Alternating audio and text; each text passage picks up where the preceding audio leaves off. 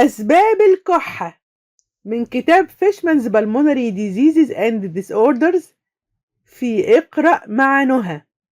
الكحة من أهم أسباب الكشف في العيادات. ليه يا ترى؟ لأن هي الكحة بصراحة مزعجة جدا، يعني بتزعج صاحبها، بتسبب له وجع في الصدر والضلوع، بتخليه يقلق على نفسه لأنه مش عارف سببها، خصوصا لو طولت شوية، وساعات كتير ما بيعرفش ينام بسببها، وبتسبب له إحراج في المجتمعات اللي حواليه.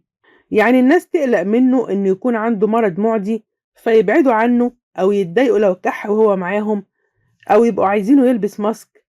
وأحيانا في أزواج بيشتكوا إن شريك حياتهم بيكح طول الليل وما بيعرفوش يناموا بسببه. ده طبعا غير إن الكحة بتسبب صداع، وفي بعض السيدات خصوصا اللي سبق ليهم الولادة الطبيعية بتعمل عدم تحكم في البول، وأحيانا في البراز.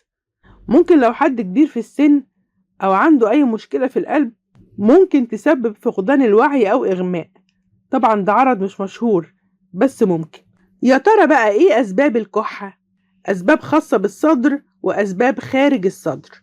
أسباب خاصة بالصدر زي مثلا أدوار البرد والأنفلونزا والكورونا، ممكن النزلات الشعبية الحادة أو المزمنة، ممكن الالتهاب الرئوي سواء بكتيري أو فيروسي وبيكون معاه سخونة وصعوبة في التنفس ونهجان وألم بالصدر. ومن أسباب الكحة التمددات بالشعب الهوائية، ودي غالبا مزمنة، يعني المريض من سنين بيكح، بس بتختلف نوع الكحة، ساعات جافة وساعات ببلغم وساعات بلغم ملون وساعات أبيض يعني.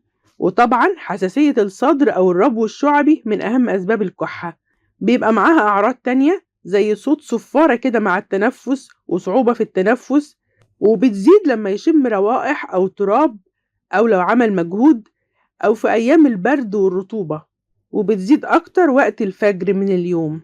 ومن أسباب الكحة برضو مرض الضرن، زمان كانوا بيسموه السل، وده للأسف لسه موجود، مش زي ما أغلب الناس معتقدة إن هو انتهى، لأ لسه موجود. بيبقى معاه كحة مزمنة أكتر من 3 أسابيع، وفقدان للشهية وفقدان للوزن وسخونة وعرق خاصة بالليل، وأحيانا الكحة بيبقى فيها دم.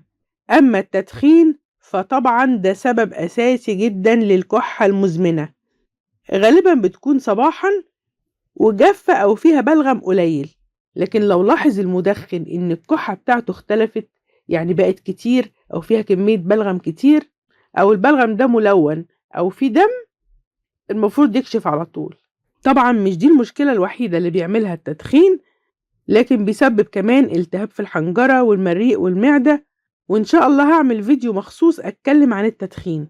وأكيد الأورام في الجهاز التنفسي بتعمل كحة، سواء كانت أمراض حميدة أو خبيثة، لكن بتبقى كحة مزمنة يعني فترة طويلة ومعاها أعراض تانية، وربنا يعافي الجميع. أما الأسباب الغير خاصة بأمراض الصدر زي مثلا حساسية الجيوب الأنفية، بيبقى فيها كحة وغالبا انسداد في الأنف وصداع. التهاب الحنجرة بيسبب كحة بس بيبقى معاها بحة في الصوت كده ووجع في الزور.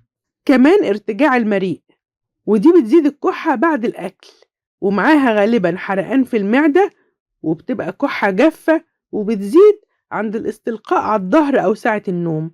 وإفرازات الأنف من أهم أسباب الكحة اللي بيبقى فيها الصدر سليم تماما سواء بالكشف أو بالأشعة.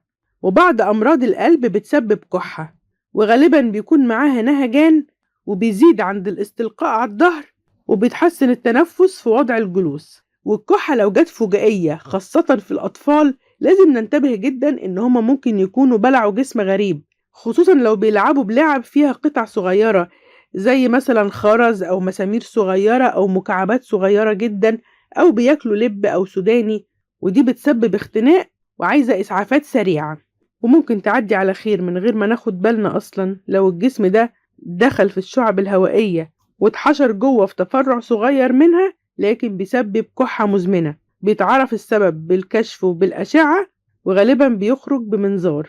على فكرة بعض أدوية الضغط كمان بتسبب كحة، غالبا بتبقى كحة جافة، بتبقى أكتر عند السيدات، وفي أي وقت من بدء العلاج، ممكن من أول ما نبدأ نستخدمه، وممكن تظهر الكحة بعد سنين من بداية استخدامه. ساعتها طبعا لازم دواء الضغط ده يتغير بدواء تاني. الدواء اللي بيعمل كده من مجموعة Angiotensin Converting Enzyme Inhibitor أو ACE Inhibitor زي مثلا كابوتين، كابتوبريل، كوفرسيل، زيستريل، كودار، هيزار، إبروفيل. دي أشهر الأسماء الموجودة من المجموعة دي.